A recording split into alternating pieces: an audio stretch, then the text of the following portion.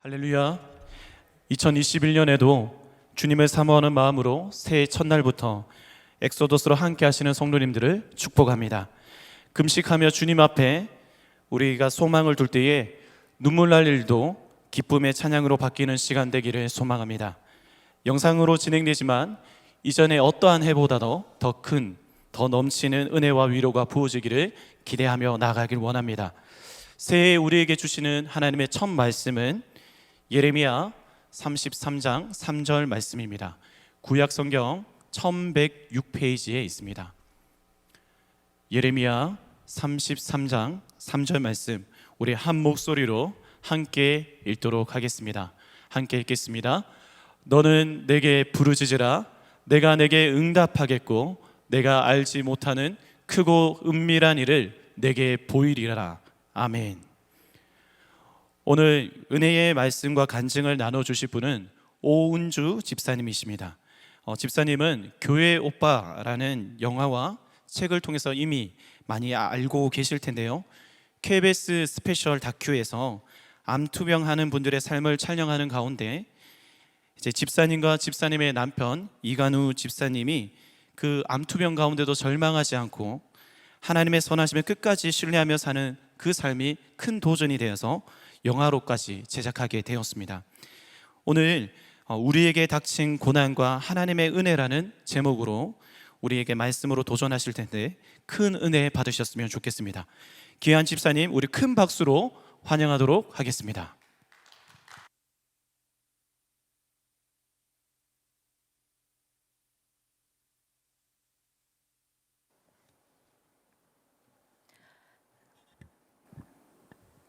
할렐루야. 네, 안녕하세요. 오은주 집사입니다. 기도로 시작하겠습니다. 사랑의 하나님, 고난의 때에 귀한 자리에 세워주심을 감사드립니다. 지금까지 주님께서 저와 함께 동행해 주셨으니 앞으로도 동행해 주시고 지금 이 시간 성령님 임재하여 주셔서 부족한 제 입술을 통해 성령님께서 주시는 말씀만 주님의 백성들의 귀에 들리는 기적이 있게 하옵소서. 시작과 끝을 주님께 의탁드리오며 살아계신 예수 그리스도 이름으로 기도드리옵나이다. 아멘. 한 해를 시작하는 1월 1일 이렇게 기쁜 날에 이렇게 부족한 저를 불러주셔서 너무나 감사드리고 하나님께 감사와 영광을 올려드립니다. 질병의 기근 가운데서도 주님께서 주시는 귀한 은혜와 또 성령의 임재 안에서 이 시간 더한 축복이 있으시기를 기도드립니다. 오늘 제 간증 제목은 우리에게 닥친 고난과 하나님의 은혜입니다. 저희 부부의 삶의 모습들을 아무런 대본이나 각본 없이 있는 사실 그대로를 찍어서 만든 다큐멘터리가 공영방송을 통해 세상에 알려졌습니다. 그리고 영화가 되어서 전국 극장에서 상영이 되었는데요. 제목은 교회 오빠였었고요. 몇 군데 안 되는 극장에서 인기 없는 시간대에 상영이 됐음에도 불구하고 정말 많은 분들께서 이 영화를 보셨어요. 영화를 보신 많은 분들께서 저희 가정을 위해서 위로와 격려의 말씀들을 해주셨고 함께 울어주시고 진심으로 기도해 주셨는데요. 그 후 2달 뒤에는 교회 오빠 이관이라는 책이 또 국민일보에서 출판이 됐습니다. 출판된 지 한 달 만에 베스트셀러가 되었고요. 이어서 음원이 출시되는 등 참 제 인생에서 믿기지 않는 일들이 저희 가정에서 계속해서 일어났는데요. 제가 보시다시피 재력이나 능력이 있는 사람도 아니고 또 아무런 계획도 해본 적이 없는데 주변에서 앞장서 주셔서 영화가 만들어지고 또 책이 나오고 생각할수록 신기한 일들이 계속해서 벌어졌습니다. 전혀 상상하지 못했던 일들이 계속해서 일어나고 또 지금도 그 일들이 계속되고 있는데요. 그동안 일어났던 그 모든 일들이 참 우연히 거듭되고 또 필연적인 만남을 통해서 이루어졌기 때문에 이 모든 일들이 하나님의 도우심과 하나님의 은혜가 아니고서는 도저히 설명을 할 수가 없다고 생각을 합니다. 영화 시사회가 있었을 때였는데요. 많은 목사님들과 신문 방송 기자분들께서 오셨어요. 그 중에서 최윤영 아나운서라고 전 KBS 여성 아나운서 분도 시사회에 참석을 하셨어요. 그 중에서 영화를 만드신 이호경 감독님께서 그 아나운서 분께 영화를 어떻게 보셨어요? 하고 물었더니 그분께서 눈물을 흘리시면서 이렇게 대답을 하셨더라고요. 저분은 예수님도 아니고 의인도 아니시잖아요. 그냥 일반인인데 어떻게 저렇게 큰 고난을 짊어져야만 했나요? 저는 마치 살아있는 욥을 본 것 같아요. 진짜 살아있는 욥, 저도 그 말이 조금은 맞다고 생각을 합니다. 욥기 1장 22절 말씀, 이 모든 일에 욥이 범죄하지 아니하고 하나님을 향하여 원망하지 아니하니라. 욥기 23장 10절 말씀, 그러나 내가 가는 길을 그가 아시나니 그가 나를 단련하신 후에는 내가 순금같이 되어 나오리라. 제 남편이기도 한 이간희 집사는 이 말씀들을 참 좋아했습니다. 이간희 집사는 고난의 시간을 통과하면서 성경 욥기를 읽고 또 묵상하면서 끝까지 하나님을 원망하지 않았고 마지막 순간에도 하나님만 바라보고 말씀만 의지하고 모든 것을 감사로 받아들이고 믿음을 지켰습니다. 남편이 제 옆에 있었을 때는 그냥 신앙이 좋은 착한 사람이라고만 생각을 했었는데 시간이 지날수록 그리고 천국에 간 지금도 저에게 점점 그런 생각이 들더라고요.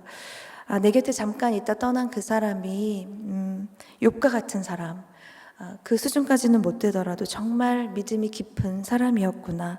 하나님의 사람이었구나. 그리고 마지막 3년 동안 말기암의 고통과 싸우면서도 정말 큰 대수술을 2번이나 받고 항암 치료를 셀 수도 없이 받으면서도 그렇게 큰 고통을 온몸으로 버텨내면서 믿음이 약해지거나 뒤로 물러서지 않았고요. 오히려 믿음이 부족한 저를 위로하고 또 다독여주면서 함께 묵상하고 말씀을 읽고 저에게 성경 공부를 시켜주고 마지막 천국 가는 순간까지도 주변 사람들을 위로하고 안심시켜주고 좀 보통 사람은 아니었던 것 같습니다. 생각해보면 하나님께서 끝까지 그 사람을 단련시키시고 성화하게 해주셨구나. 정말 하나님의 은혜였구나. 그런 생각이 들면서 시간이 지날수록 정말 더 보고 싶고 천국에서 예수님과 그동안 못다한 이야기를 얼마나 행복하게 나누고 있을까 그런 부러운 생각이 들 때도 있습니다. 저희 부부는 자랑할 게 고난밖에 없습니다. 그런데 그 고난이 신앙인에게는 하나님의 특별한 사랑의 징표잖아요.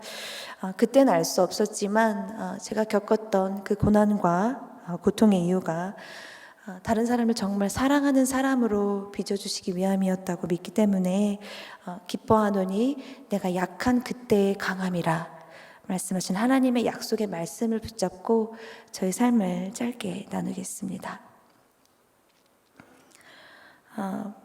정말 엄청난 고난과 많은 일들이 1년도 채 되지 않는 시간 동안 폭풍처럼 몰아닥쳤는데요. 첫 번째 고난은 남편 이간희 집사의 대장암 진단이었습니다. 배가 아파서 병원에 갔는데 대장암 4기 진단을 받았어요. 그때가 2015년 9월이었고 남편은 36살 너무 건강한 젊은 사람이었거든요. 고려대학교 공대에 재학 중일 때 ROTC를 했었고 군대도 정식 육군 장교로 복무를 하고 제대를 했고요. 또 사회인으로 건강하게 직장 생활을 잘하고 있었는데 갑자기 대장암 4기라고 하는 거예요.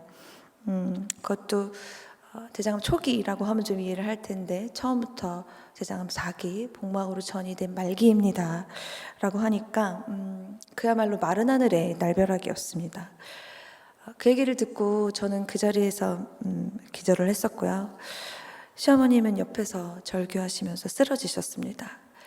그때 제 나이가 남편이랑 4살 차이가 나니까 32살이었고요. 결혼하고 이제 3년 되었을 때였는데요. 지금 생각해보면 참 철이 없는 새댁이었어요. 지금도 어리지만 그때 제 심정은 정말 하늘이 무너지는 것 같은 말로 표현하기 힘든 그런 심정이더라고요. 신랑 얘기를 좀 들려드리면요. 청년 이간희는 별명이 교회 오빠였습니다. 교회 청년부에서도 정말 열심히 활동을 했었고 집하고 교회, 회사 말고는 아무것도 모르는 교회 오빠라는 단어가 꼭 맞는 사람이었어요. 그리고 또 별명이 있었는데 엄친아라고 엄마 친구 아들이라는 뜻인데요. 실제로 저희 엄마 친구의 아들이기도 하고요. 또 이렇게 공부도 잘하면서 착하면서 주눅 들게 하는 아들들을 뭐 그런 케이스 있잖아요. 저희 남편이 그런 엄친아였습니다. 참 착하고 부모님께 효도하고 참 엄마들한테 인기가 많은 그런 아들이었는데요. 실제로 저희 엄마가 처녀 시절에 정말 친하게 지냈던 저희 시어머니 친구의 아들이었고 그런 엄친아를 저희 친오빠가 고등학교 3학년일 때 수학 과외 선생님으로 저희 집으로 불렀어요. 그렇게 해서 이제 만나게 되는데요. 그때 이간희 집사는 대학생이었고 저희 오빠는 바로 여기 옆에 있는 양천고등학교를 다니고 있었어요. 그때부터 저와의 인연이 시작이 되는데요. 저는 그때 고등학교 1학년이었고 이간희 씨는 대학생이니까 그냥 일방적인 관계였어요. 저 혼자 그냥 마음속으로 좋아하고 잘생긴 이제 명문 대학생이 집에 왔다 갔다 하니까 말도 좀 붙여보고 싶고 나름 애써봤는데 전혀 안 통하더라고요. 그래서 일부러 막 수학 잘 못하는데 어려운 문제 이제 골라서 가져가서 막 말 시켜보고 싶어서 물어보고 그러면 냉정하게 이렇게 답만 딱 알려주고 문을 쳐다봅니다. 빨리 나가라는 뜻이죠. 그래서 결국에는 좋아한다고 말도 못 꺼내보고 저 혼자 그렇게 소녀 시절에 짝사랑으로 좋아하다가 끝이 났고요. 근데 이제 제가 대학교에 입학하고 나서 조금 입장이 바뀌었습니다. 요즘은 어떨지 모르겠는데 제가 대학 시절에만 해도 되게 미팅을 많이 했어요. 그래서 제가 또 여대를 나와서 막 미팅을 막 한참 하면서 대학 생활을 즐겁게 하고 있을 텐데 저희 친정 어머니께서 미팅을 주선해 주시겠다고 하시더라고요. 그래서 나가는데 그 엄친아가 나와 있더라고요. 그래서 그때부터 이제 이간희 씨와 이제 교제를 했는데요. 중간에 좀 복잡한 일들이 있다가 다 생략을 하고 결론적으로 제가 대학교 1학년 때 연애를 하고 곧 헤어지게 됐습니다. 군대를 가게 돼서 좀 어린 마음에 이렇게 오랫동안 교제하는 게 싫었던 것 같기도 하고 뭐 엄마가 옆에서 계속 만나보려고 건면을 했는데도 제가 끝까지 싫다고 고집을 부려서 결국에는 완전히 헤어졌어요. 그리고 세월이 흘러 강산도 한번 변한다는 10년쯤 흘러서 제가 딱 30살에 결혼을 했는데요.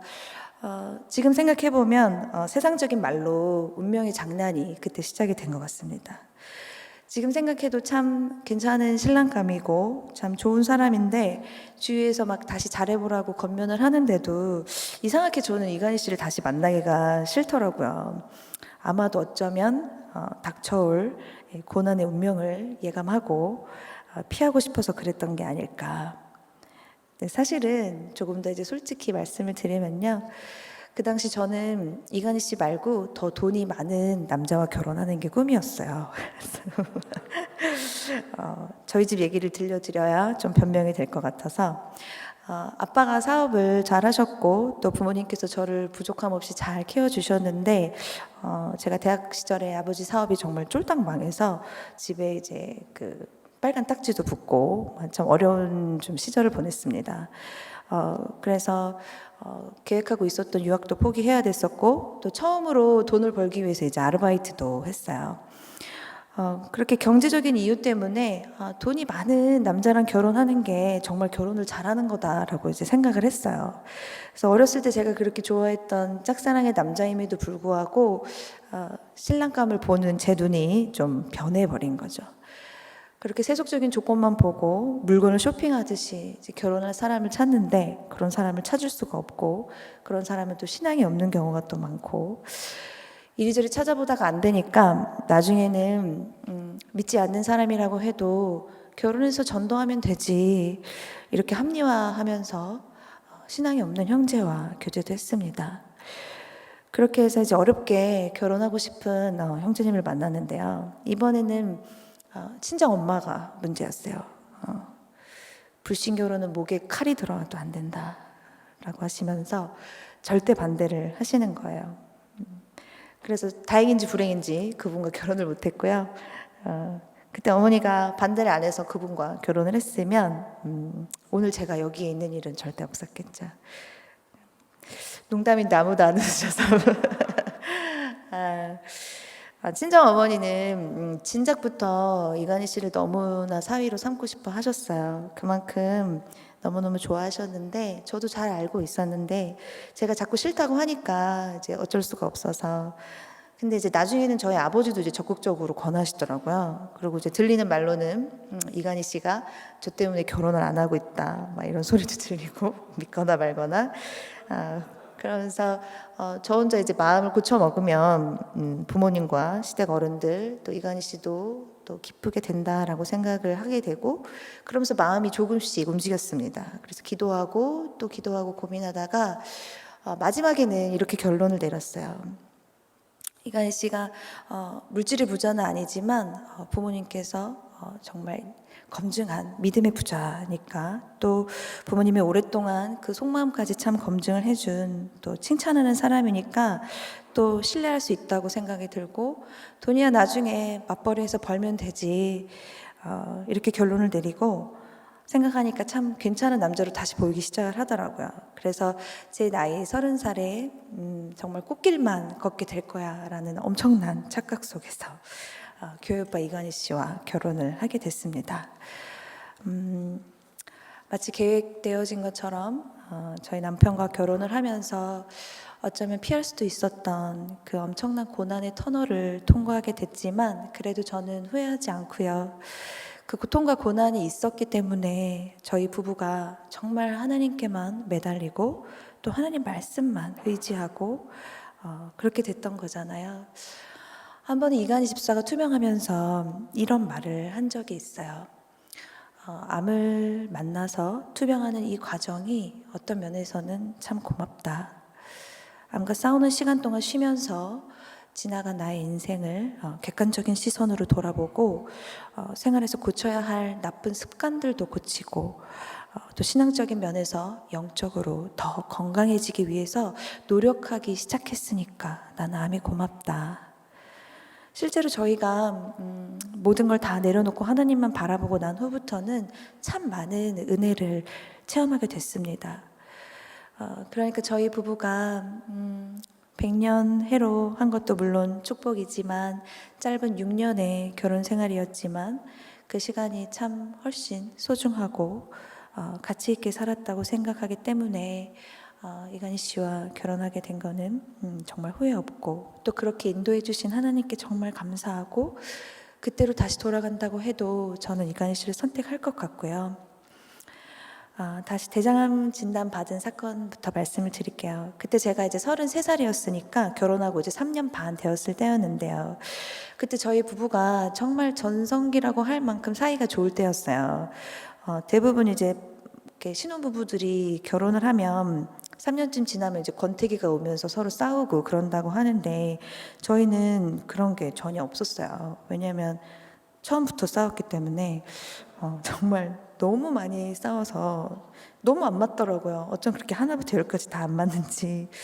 그래서 전쟁 같은 신혼을 보내고 그러다가 이제 아이를 임신하게 되고 또 출산을 하게 되고 그리고 무사히 또 태교도 하고 출산을 했는데요. 산후조리원에 이제 2주 동안 이제 몸을 풀기 위해서 거기도 있을 때는 신랑이 매일 퇴근하면 아이를 보러 오고 그러면서 참 행복한 시기를 보내고 있었습니다. 그리고 저도 물론 몸은 힘들었지만 이렇게 아이를 낳으니까 저도 이제 좀 뭔가 어른이 된 것 같고 또 그런 마음도 들고 되게 마음도 평안하고 좋았습니다. 참 시댁 어른들, 친정 부모님께서도 너무 좋아하셨고 참 저희 부부 둘 다 최고로 행복한 시기를 보내고 있었어요. 그러면서 2주 동안 산후조리원 생활을 마치고 딱 퇴소하는 날 신랑의 대장암 4기 진단을 듣게 된 거죠. 제 인생에서 가장 행복한 순간에 행복의 정점이라고 말해도 될 정도로 정말 좋은 꿈을 꾸고 있을 때 대장암 4기라는 한마디에 정말 모든 게 다 깨져버린 것 같았습니다. 참 한 치 앞도 내다보지 못하는 게 우리네 인생이라는 말이 있는데 참 그 말이 저희 부부에게 딱 해당되는 말이더라고요. 그 행복했던 시간을 조금만 더 주셨으면 어땠을까 하는 아쉬운 생각이 들 때도 있습니다. 대장암 4기라는 진단을 최종 확인하고 난 후부터 계속해서 어려운 일들이 계속 됐는데요. 그렇게 건강했던 36살 젊은 남편이 대장암 4기라고 하니까 그러면 신랑이 곧 죽을 수도 있다는 거구나 라는 생각이 들면서 숨이 막히고 그냥 하염없이 울었습니다. 정말 많이 울었고요. 나는 지금 아이를 낳고 산모의 몸으로 건강을 회복해야 될 때인데 4기 암 환자인 남편을 간병을 해야 된다는 사실이 믿기지가 않았고 미역국을 마시면서 거의 맨날 울었습니다. 시간이 지날수록 남편한테 잘못했던 게 너무나 후회스럽고 왜 하나님께서 이런 말도 안 되는 시기에 이런 시련을 주실까 하는 원망하는 마음도 솔직히 올라왔습니다. 근데 한 가지 힘든 일이 또 생겼어요. 그때 저희가 분가에서 살고 있었는데요. 시어머니께서 아들을 살려야 한다라고 하시면서 짐을 싸가지고 저희 집으로 들어오셨어요. 아들 입장에서는 엄마만큼 편하고 좋은 분이 어디 있겠어요. 싫어도 제가 남편을 위해서 당연히 그렇게 하는 게 맞다고 생각했고 또 그렇게 해서 같이 살게 됐는데 참 저로서는 적응이 안 돼서 조금 힘이 들더라고요. 그런데 얼마 후에는 더 힘든 일이 생겼습니다. 미국에서 살고 있던 시누이가 5살, 2살 조카 둘을 데리고 오빠를 살려야 한다라고 하면서 저희 집으로 들어왔어요. 참 오빠를 생각하는 마음은 기특한데 저는 너무너무 힘이 들더라고요. 조그만 저희 집에 이제 시누이네 세 식구, 또 시어머니, 4기 암 환자인 남편, 이제 막 몸 푸른 저, 신생아인 저희 딸 7식구가 이제 바글바글 하면서 지내는데 참 정신이 하나도 없고 저는 이제 그때부터 이제 막 온몸이 쑤시면서 산후풍이 왔는데 남편이 4기 암 환자인데 어떻게 감히 아프다는 소리를 하겠어요. 그래서 아프다는 말도 못하고 참 힘든 시간들을 보냈습니다. 제가 이렇게 힘든 시간을 보내고 있을 때 신랑인 남편도 마음이 어땠겠어요. 그때 당시 이제 저희 남편은 LG전자에서 근무를 하고 있었는데요. 이제 퀄컴 코리아로 또 외국 회사로 직장을 옮기고 또 승진도 하고 월급도 많이 받고 잘 다니고 있었어요. 그리고 회사에서 이제 능력을 인정받아서 3년 후면 독일로 주재원으로 가서 살게 됐다라고 얘기를 하더라고요. 그래서 아이를 데리고 이제 유럽을 가서 여행도 많이 다니고 또 우수한 교육을 아이에게 시키자 막 이러면서 무지갯빛 청사진을 막 그리고 좋아하고 있을 때였습니다. 그러니까 신랑도 한참 잘 나갈 때 승승장구할 때 갑자기 낭떠러지로 떨어져 버린 거죠. 제 마음도 참 그렇게 많이 무너져 내렸는데 대장암 4기 선고를 받은 본인은 어떤 심정이었을까요? 막 태어난 딸과 철이 없는 아내를 두고 죽을지도 모른다는 두려움과 절망감이 몰려왔을 겁니다. 자기 몸은 대수술로 연약해질 대로 연약해지고 참 끝이 보이지 않는 끔찍한 항암 치료를 계속해서 받아야 하고 아이는 보채고 있고 신부는 고생하는 게 참 눈에 보이고 아무도 이해할 수 없는 그런 심정이었을 겁니다. 참 저는 그때 하나님께 많이 원망을 쏟아냈는데요. 이간 집사는 저와는 좀 달랐습니다. 대장암 4기면 객관적으로 살 확률보다는 죽을 확률이 더 높잖아요. 그런데도 참 열심히 항암 치료를 받았고 또 투병 생활조차도 교회 오빠처럼 모범적으로 잘하면서 간절하게 기도하면 하나님께서 반드시 이 병을 고쳐주실 거다라고 굳게 믿었습니다. 그래서 정말 열심히 암과 싸웠고 또 투병 생활을 했는데요. 다른 사람들이 보고 어떻게 말기 암 환자가 저렇게 밝은 표정일 수가 있냐 라고 할 정도로 참 긍정적으로 투병 생활을 했습니다. 하지만 시간이 흘러서 그 소원과 기대가 조금씩 깨져가고 나중에 죽음을 예감했을 때도 그 마음에 전혀 요동함이 없었어요. 그게 저와 다른 점이었습니다. 주님이 고쳐주지 않아도 그리 아니하실지라도 나는 여전히 하나님을 사랑합니다. 욥과 같은 믿음의 사람 이관희 집사는 오직 믿음, 오직 예수밖에 없었습니다. 근데 저는 너무너무 힘이 들더라고요.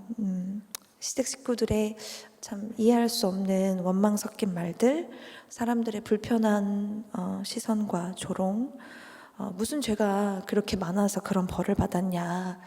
하나님 앞에 전부 회개해라. 조상의 죄까지 세댁이 다 회개해야 된다. 며느리가 잘 들어가야 되는데 그 집은 결혼을 잘못했네. 교회 사람들도 세댁이 힘내서 남편을 더 잘 보살펴라.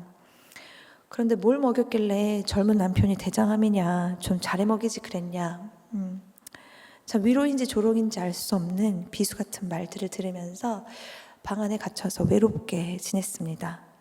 그러나 한편으로는 이 또한 지나가리라. 이 지옥과 같은 시간이 언젠가는 흘러갈 거고 꼭 원래의 자리로 모든 것을 다 회복시켜 주실 것 같았어요. 남편의 병을 치유하기 위해서 참 고3 때도 제 돈 주고 사본 적이 없는 책을 참 박스로 사다 놓고 읽고 막 밤새도록 밑줄 치고 공부하고 막 이것저것 좋다는 것 막 사다가 먹여보고 막 어디도 가자 이렇게 권면을 하면 남편이 늘 제게 이런 말을 했어요. 은주야, 지금은 이런 거 할 때가 아니야. 지금은 하나님 말씀을 붙들어야 해. 은주도 더 말씀 읽는 시간을 늘렸으면 좋겠다 라고 이야기하던 사람이었습니다. 참 그러면 저도 지지 않고 말씀 묵상하고 기도했으면 인간적인 노력도 하고 적용도 해야지. 먹는 거 자는 것 암 환자 때 해야 될 것들 소홀히 하지 마 하면서 참 투닥투닥 암 환자의 때에 투병 생활을 이제 지내갔는데요. 참 말로는 아름다운데 현실은 정말 많이 싸우기도 했고 참 전쟁과 같은 눈물이 나는 시간들이었습니다. 그리고 함께 살게 된 시댁 식구들도 참 전심을 다해서 도와주고 계시는데 참 신기하게도 고마운 건 다 가려지고 이상하게 미운 점들만 보이는 거예요. 그런 원망과 막 서러움이 저를 누리기 시작하니까 참 제 스스로 견딜 수가 없더라고요. 참 돌아보면 그 시기에 서로의 짐들을 함께 나누어 쥐고 그렇게 왔던 건데 참 사단이 교묘하게도 사람에게 서운한 마음이 들게 하고 참 미워하는 마음을 심어주더라고요. 그 당시 저는 하나님께 하나님 저한테 왜 이러세요? 왜요? 참 이런 말을 막 쏟아냈습니다. 보시다시피 제가 원래도 참 신앙이 좋았던 사람이 아니었기 때문에 참 수없이 원망을 쏟아냈어요. 그리고 이제 집을 나가려고 했어요. 근데 이제 소연이를 딸아이를 보면 더 그럴 수가 없고 참 돌이켜보면 그 모든 상황과 여건들을 하나님께서 저를 도망치지 못하게 보호하시기 위해서 만들어 놓으신 장치였다는 생각이 듭니다. 그런 이제 한계 상황이 들어서 이제 아침마다 남편과 함께 남편의 권면으로 이제 큐티를 시작을 했는데요. 참 조금씩 정말 조금씩 말씀이 제게 스며들면서 어느 누구한테도 이제 털어놓을 수 없었고 받지 못했던 위로를 말씀을 통해서 받게 하셨습니다. 참 그 어려운 시간을 견뎌낼 수 있을 만큼 말씀의 은혜를 부어주시더라고요. 그러던 사이에 곧 이어서 참 정말 있을 수 없는 상상도 할 수 없는 일이 불어 닥쳤는데요. 두 번째 고난이 찾아왔습니다. 저도 말씀으로 조금씩 마음의 안정을 찾고 또 남편도 투병 생활이 적응되어 갈 즈음에 이제 각자의 자리로 가서 잘 살아내자라고 하면서 미국에서 살던 시누이도 미국으로 돌아가고 시어머님도 대구로 가셨어요. 그리고 나서 그날이 12월 31일 송구영신 예배를 드리려고 이제 준비를 하고 있던 날인데요. 남편한테 전화가 왔어요. 어머님한테 전화가 안 되니까 저보고 어머님 댁에 좀 가보라고 하더라고요. 그래서 4개월이 된 저희 딸을 친정 엄마한테 맡기고 어머님 댁으로 갔습니다. 그런데 이제 거기서 제 평생에 잊을 수가 없고, 사실은 지금도 그 트라우마 때문에 많이 고생을 하는데요. 옷방 안에서 어머님께서 스스로 생을 마감하신 그 참담한 모습을 제 눈으로 직접 보게 되었습니다.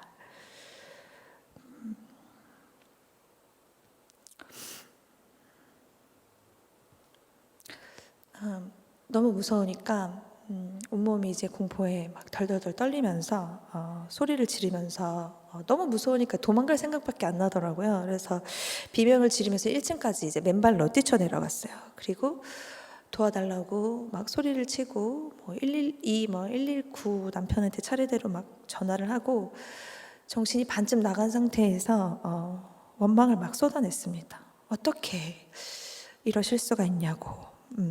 당신의 사랑하는 아들한테 이게 무슨 짓이냐. 이렇게 무책임하게 혼자 가시면 안 되는 거 아니냐고. 하나님 진짜 살아계신 거 맞습니까? 살아계시다면 어떻게 이런 일을 허락하셨습니까? 제가 이성을 잃고 막 소리를 지르고 있을 때 남편이 도착을 했는데요. 남편은 제가 걱정했던 거에 비하면 너무나 의연하게 저를 달래주고 은주야, 내가 왔어야 되는데 네가 오게 해서 미안하다라고 하면서 방 안에 들어가서 어머님의 눈을 감겨드리고 어머님의 손을 잡고 이렇게 기도하기 시작했습니다. 주님께서 허락하신 암이라는 병도 저는 축복으로 여기고 있습니다. 제 육과 영을 깨끗이 고치기 위함이라는 것도 알고 있습니다. 항암 치료로 온몸에 두드러기가 나고 머리카락이 다 빠지고 땅에서 머리를 들 수 없어도 제가 욥보다 더 강한 믿음으로 주님만을 사랑하는 제 마음은 절대 변하지 않을 겁니다. 그런데 주님, 제 첫 번째 기도 제목은 항상 제 병 고침이 아니라 우리 엄마에게 마음의 평안을 허락해 달라는 것이었는데 제 기도를 어찌 이렇게 응답하십니까? 주님, 저의 믿음을 시험하지 마세요.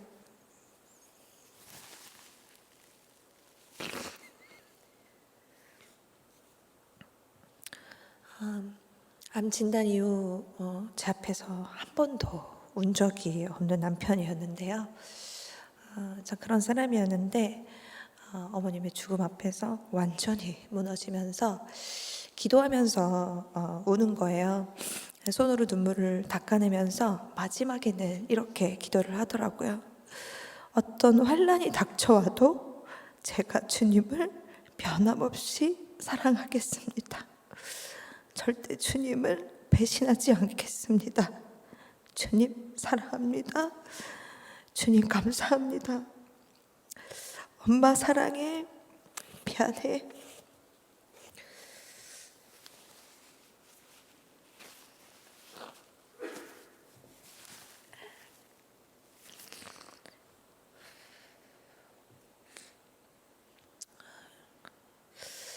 저는 그 기도를 똑똑히 기억하고 있습니다.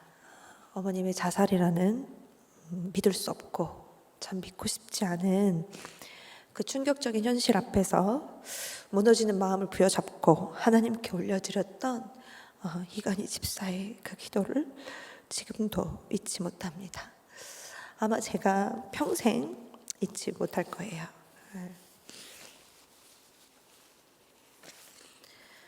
한참 시간이 지난 후에 남편이 이제 안양제일교회에서 모교에서 간증을 하면서 그때 그 기도에 대해서 이렇게 그 진심을 고백했던 적이 있습니다. 많은 분들이 제게 믿는 하나님, 당신이 믿는 그 하나님, 하나님을 향한 당신의 믿음이 무엇이기에 사랑하는 어머니의 비극적인 죽음 앞에서 하나님을 사랑하고 하나님을 찬양한다고 고백할 수 있느냐? 어떻게 그런 상황 속에서 하나님을 원망하지 않을 수 있느냐라고 저에게 물었습니다. 사실 저는 분명히 하나님을 원망하는 마음으로 제 입을 열어 기도를 시작했습니다. 그런데 그때 제 마음 가운데 성령님께서 일하기 시작하심을 느꼈습니다. 제가 자식으로서 사랑하는 어머니의 죽음 앞에 절망하는 것과 가슴 아파하는 것과는 비교할 수 없는 깊이로 함께 애통해 하시며 가슴 찢고 계시며 울고 계시는 주님의 마음이 제 마음에 전해졌습니다. 그리고 저희 어머니를 품에 안고 눈물 짓고 계시는 주님의 모습이 제 마음속에 그려지니까 그때부터 제가 감히 하나님을 원망할 수가 없었습니다. 성령님께서 제 입을 통해 남은 기도를 이어가게 하시는 것을 느낄 수 있었습니다. 오직 주님만이 우리의 구원자이시고 지금 내가 느끼는 이 슬픔과 절망을 그 누구보다도 정확하게 하시며 내 슬픔보다 더 아파하시며 참된 위로를 해주시는 분은 우리 주님밖에 없음을 고백하니까 그 이후에 제가 쏟아낸 기도는 감사와 하나님을 위한 찬양밖에 없었습니다. 사랑하는 어머니의 비극적인 죽음 앞에서 드렸던 이 역설적인 기도는 저의 어떤 이성적 의지의 표현이나 믿음의 고백이 아니고 일생의 절대 절망 속에서 좌절의 나락으로 빠질 수밖에 없었던 제 삶을 구원하시기 위해서 제 안에 성령님께서 극적인 반전을 이루신 것이었음을 저는 확신합니다.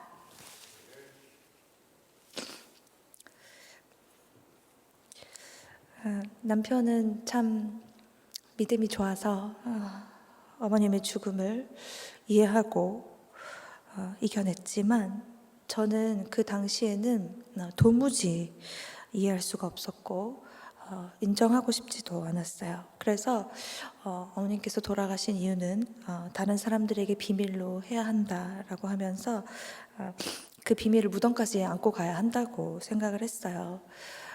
그런데 지금 생각이 바뀌었고요. 어머님의 그런 무서운 선택은 분명히 잘못되었지만 사랑하는 아들이 말기암을 투병하면서 겪어야 될 그 고통스러운 과정들과 두려움 앞에서 나약해질 수밖에 없었던 그 인간적인 연약함 또한 지금은 깊이 이해를 하게 되었습니다. 그리고 그렇게 힘들었던 어머님을 위해서 애통하는 마음으로 기도하지 못했고 도리어 원망만 하고 내 자신의 쩌지만 생각했던 저 역시 죄인 중에 죄인이고 피해자가 아닌 가해자였음을 이 시간 깊이 회개합니다.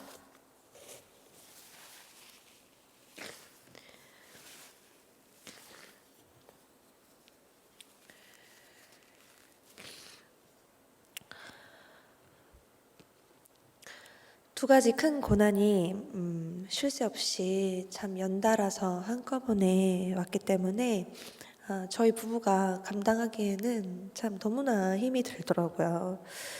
그런데 그게 끝이 아니었습니다. 또 상상할 수 없는 세 번째 고난이 닥쳐왔어요. 어머님의 장례식을 치르고 어머님 빈자리가 참 크더라고요. 시간이 흘러서 참 상처가 조금씩 아물어져 갈 때쯤 제 몸에서 이상한 변화가 생기기 시작했어요.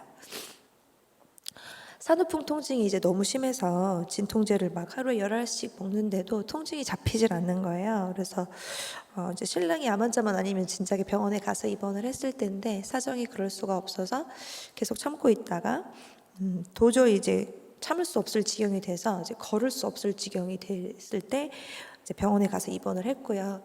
그때가 남편이 12차 항암을 하고 또 소연이가 열이 너무 많이 나서 아이를 데리고 응급실로 가고 있을 때였는데요.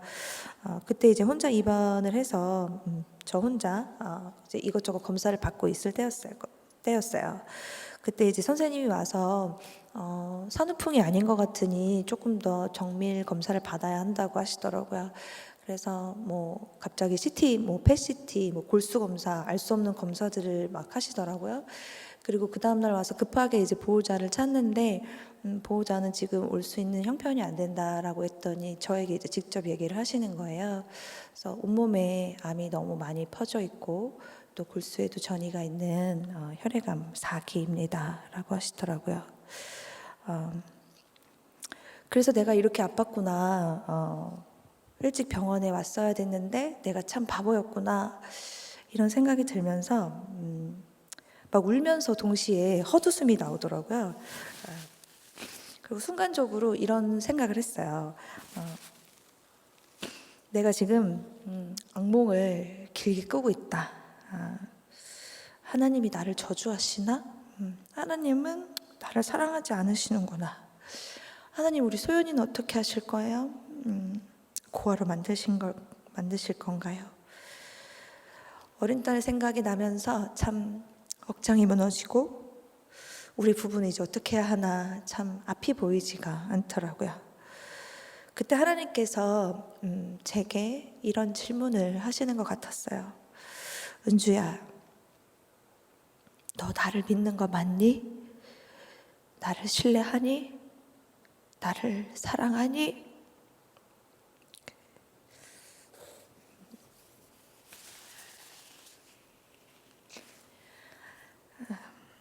저는 아무런 대답도 못했고요.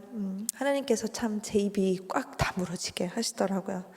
그러면서 갑자기 지나간 저의 죄들이 보이기 시작했습니다. 그때부터 입원실에서 3일을 참 통곡을 하면서 밤낮없이 울었어요. 주위에서 같이 입원에 있던 환우분들이 제발 좀 조용히 해달라고 시끄럽다고 얘기를 하는데도 눈물을 멈출 수가 없었습니다. 하나님은 저에게 참 그동안 알고 지은 죄, 모르고 지은 죄, 또 뼛속까지 죄인임을 참 인정할 수밖에 없는 그런 죄악된 저의 모습을 신랄하게 보여주셨습니다. 그동안 남편에게 잘못했던 것들, 참 시댁 식구들에게, 어머니에게 죄송했던 것들, 마음으로 미워하고 살인했던 것들, 제가 그동안 얼마나 위선을 떨면서 살아왔는지, 내 안에 참 선한 것이 하나도 없고 내 마음속에 얼마나 사랑이 없는 사람이었는지, 하나님보다 돈을 더 사랑하고 나는 그래도 저 사람들보다는 낫지, 이렇게 생각하는 교만함과 내 기준으로 사람을 정죄하고 판단했던 것들까지 다 생각나고 보게 하시니까 참 견딜 수가 없더라고요.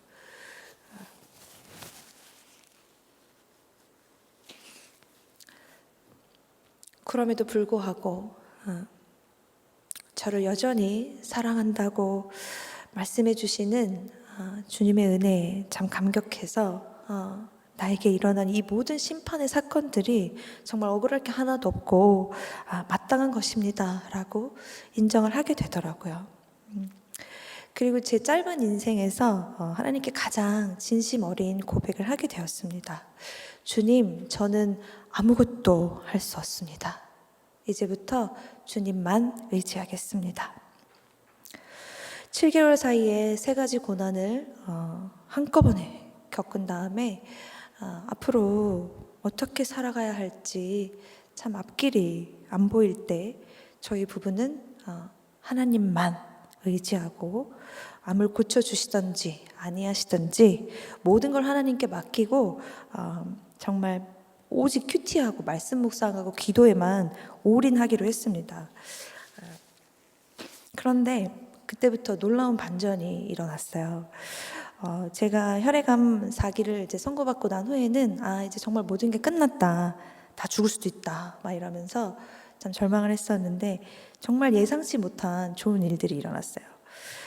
둘 다 똑같이 이제 4기 암 환자가 되니까 서로가 서로를 바라볼 때 너무 불쌍한 거예요. 아이고 저 언제 죽을지도 모르는 이제 이러면서 하나님이 고쳐주실 거다라고 이제 믿으면서도 설아가 보기에는 정말 너무 불쌍한 그냥 말기암 환자일 뿐인 거죠. 그래서 참 상대방이 좀 억지를 부리고 화나게 해도 내 고집을 꺾고 양보하게 되고, 한쪽에서 양보하면 또 그쪽에서 미안해서 또 양보하게 되고, 그렇게 서로 고마워하고 미안해하니까 싸울 일이 하나도 없어졌어요. 그보다 이제 또 중요한 이유가 있는데요. 혹시 이 사람이 나 때문에 암에 걸린 게 아닌가, 그런 죄책감. 그래서 서로 막 미안하다고 막 사과하면서 서로 부둥켜 안고 이제 막 울었던 적도 많고요. 참 부부 사이 일을 다 전할 수는 없지만 함께 말씀을 묵상하면서 참 이런저런 이야기를 나누고 한 곳을 바라보니까 참 그동안 서로에게 쌓였던 오해도 풀어지고 또 서로가 너무나 소중한 존재가 되어버리더라고요. 또 두 사람의 삶이 이제 얼마가 남았는지 알 수 없으니까 그때부터는 참 받고 싶은 것보다 해주고 싶은 게 더 많아졌어요. 그래서 예전에는 참 무늬만 거룩한 척하는 부부였는데 이때부터는 정말 하나님 앞에 부끄럽지 않게 정말 서로를 진심으로 사랑하는 부부가 되었습니다. 두 사람 다 4기 암 환자가 되고 나서야 얻게 된 신기한 체험이고 또 하나님의 크신 은혜라고 생각을 합니다. 남편은 투병하면서 저와는 다르게 암 관련 서적은 거의 읽지 않았고요.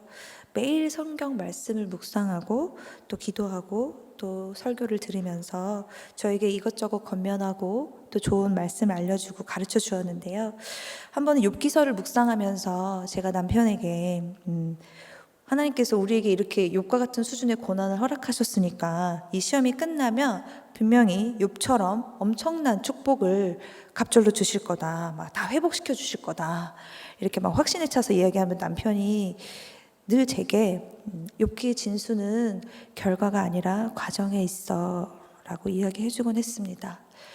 결과는 온전히 하나님의 것이고 우리가 할 수 있는 것은 하나님 앞에서, 이 고난 앞에서 어떻게 단련되어지고 변화하여지는지 하나님은 그걸 보실 거야 라고 했습니다. 물론 결과도 중요하다고 하면서요. 그때 제 믿음으로는 이해할 수가 없는 말들이었습니다. 남편은 항상 진지하게 이제 말씀을 묵상하고 성경 공부를 했고요. 이제 통증이 너무 심해져서 이제 잠을 잘 수 없을 때는 밤새도록 찬양을 틀어놓고 설교 말씀을 틀어놓고 또 기도하고 참 옆에서 지켜보는 제가 고통스러울 정도로 처절하게 영적인 전투를 하는 것 같았습니다. 남편이 암투병 하는 동안 참 중요한 말들을 많이 했는데요. 남편이 훌륭하다고 자랑하는 건 아니고요. 애석하게도 저는 남편이 했던 말을 하나도 기억을 못해요. 그런데 하나님께서 참 신기한 인연을 보내주셔서 그 KBS 이호경 PD를 만나게 되고 또 다큐멘터리가 되고 또 영화가 되면서 그 모든 기록들을 영상과 또 문서로 남기게 해주셨어요. 한 번은 이런 말을 했더라고요. 14개월 만에 암이 이제 두 번째로 재발을 하면서 다시 2차로 이제 하이팩 수술을 하게 됐는데요. 15시간 동안 이제 몸 안에 있는 장기를 이제 거의 다 잘라내는 수술이에요. 그 대수술을 받고 난 직후에 거의 죽어가는 몰골을 하고 있을 때 이런 말을 하는 거예요. 하나님을 원망하거나 불평하는 것이 아니라 어떤 상황 가운데서도 감사할 거리를 찾으려고 해야 한다. 암이라는 고난 때문에 하나님께 멀어지는 자가 아니라 이 고난을 통해서 더 하나님께 나아가는 자의 삶을 산다면 그런 삶도 충분히 의미가 있고 행복한 삶이다. 저도 암 환자가 되고 난 후부터 남편과 함께 열심히 큐티하고 성경 공부를 하게 됐고요. 신앙이 정말 조금씩 성장을 하면서 저에게는 이제 암 환우들에 대한 애통한 마음이 많이 올라오게 되더라고요.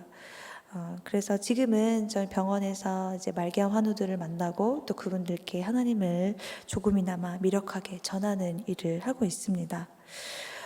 시간이 갈수록 참 남편은 보석처럼 믿음이 더하여졌고 또 더 깊게 하나님과 교제를 누리면서 성화되어 갔지만 참 모두의 바램과 기도와는 다르게 점점 병세가 더 악화되어졌고 두 번의 재발을 하고 결국 2018년 9월 16일 날 자기의 생일이었어요. 자기 생일날 그토록 사랑하던 주님을 만나러 갔습니다. 이간희 집사가 소천하기 열흘 전쯤에 온몸에 구멍을 뚫어서 관을 주렁주렁 달고 이제 피를 쏟으면서 그 말기암의 끔찍한 통증, 고통과 싸우면서도 마약성 진통제인 몰핀을 거부했는데요. 제가 그 이유를 물었더니 조금이라도 더 맑은 정신으로 하나님의 말씀을 읽고 싶고 설교를 듣고 싶다고 하더라고요. 치열하게 마지막까지 영적인 전투를 벌이고 있을 때 또 이런 말을 남겼습니다. 하나님은 눈부신 삶을 사는 사람을 증거로 삼기도 하지만 고통 속에서 주님을 놓지 않으려는 사람도 증거로 삼으십니다. 중요한 말이라서 한 번 더 말씀드리겠습니다. 하나님은 눈부신 삶을 사는 사람을 증거로 삼기도 하지만 고통 속에서 주님을 놓지 않으려는 사람도 증거로 삼으십니다.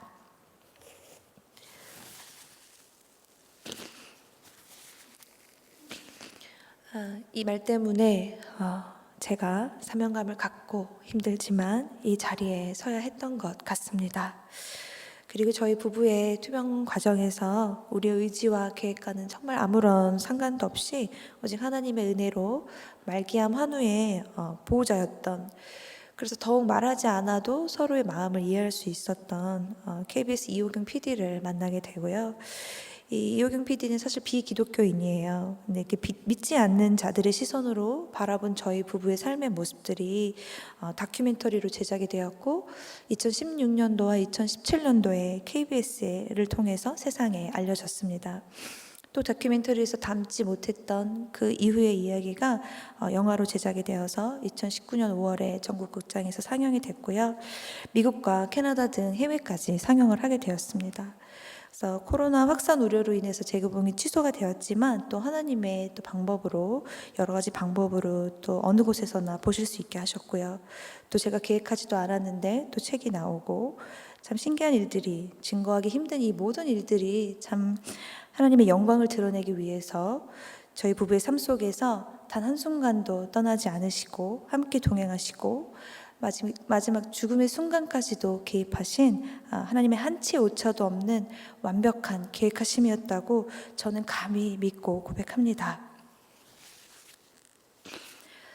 남편이 투병 중에 쏟아냈던 믿음의 고백들, 깨달음, 또 큐티하면서 저와 나누었던 대화들, 한치 앞을 알 수도 없는 참 목숨을 건 투병 가운데 쏟아냈던 그 생명의 언어들을 하나님께서 신기하게 참 하나도 놓치지 않으시고 사랑하는 아들을 통해서 전하셨고 또 어느 누구도 주목하지 않을 때 필연적인 만남을 통해서 사람을 보내주시고 세워주셔서 그 모든 기록들을 영상과 문서로 남기게 해주셨어요. 저희 부부의 삶을 알게 된 많은 분들이 해주시는 기도와 또 많은 감상편들을 읽어볼 때마다 너무나 고맙고 눈물이 나고 참 감사한 마음이 듭니다. 무엇보다 참 모든 것이 합력해서 선을 이루어 가시는 하나님의 영광이라는 그 선을 이루었다는 사실에 정말 감사합니다. 거기에 미약하지만 제 남편의 믿음과 헌신이 재료로 쓰일 수 있었으니까 얼마나 가치 있고 영광된 일인지 모르겠습니다. 그리고 남편이 아마 하늘나라에서 정말 기뻐하고 있을 것 같은데요. 제게는 소원이 있는데요. 참 부족하고 여전히 연약해서 참 매일 쓰러지고 참 매일 아픈 저지만 지금은 하늘에 있는 남편의 돕는 배필로서 또 주님의 순결한 신부로서 제게 주어진 이 땅에서의 소명을 잘 감당하고 딸 소연이를 믿음 안에서 잘 키우고 훗날 천국에서 보고 싶은 남편과 주님을 만나면 수고했던 주야 하는 말을 꼭 듣고 싶습니다. 긴 시간 저의 간증을 경청해 주셔서 진심으로 감사드리고 이 시간 기도로 마무리하겠습니다.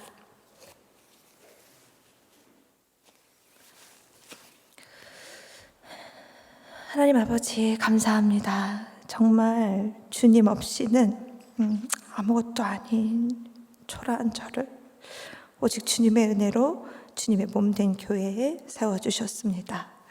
지금 이 순간도 일하고 계신 하나님의 능력이 이곳에 함께하는 주님의 백성들 가운데 임하기를 소망합니다.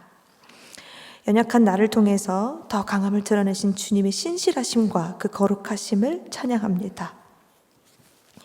우리의 고난과 심판의 사건이 때로는 너무나 고통스럽지만 고난이 유익이라는 주님의 말씀이 뼈에 각인되기를 원합니다. 이 고난을 통해서 내 죄를 보고 내가 죽을 수밖에 없는 죄인이라는 사실을 깨달아 알고 회개하게 하옵소서. 그리하여 이 고난이 주님께서 우리에게 주신 진정한 축복임을 깨닫는 인생 되도록 믿음 더하여 주시옵소서. 사랑하는 아들을 십자가에 못 박혀 죽게까지 하시며 우리를 사랑한다고 확증해 주신 하나님의 은혜에 감격해서 부활 소망으로 이 땅에서 기쁨으로 사명 감당하는 인생 되도록 축복하여 주시옵소서. 회복시켜 주시옵소서. 생각한데 현재의 고난은 잠깐이요 장차올 영광과 좋게 비교할 수 없도다 하신 주님, 우리에게 맡겨진 영혼 구원의 사명을 잘 감당할 수 있도록 주의 능력을 더딥혀 주시고 세상 가운데 나아갈 때에 기도의 응답을 경험하며 하나님이 주시는 지혜와 능력으로 크신 은혜를 경험케 되는 주의 백성들 되게 하옵소서. 살아계신 우리 주 예수 그리스도 이름으로 기도드리옵나이다. 아멘. 감사합니다.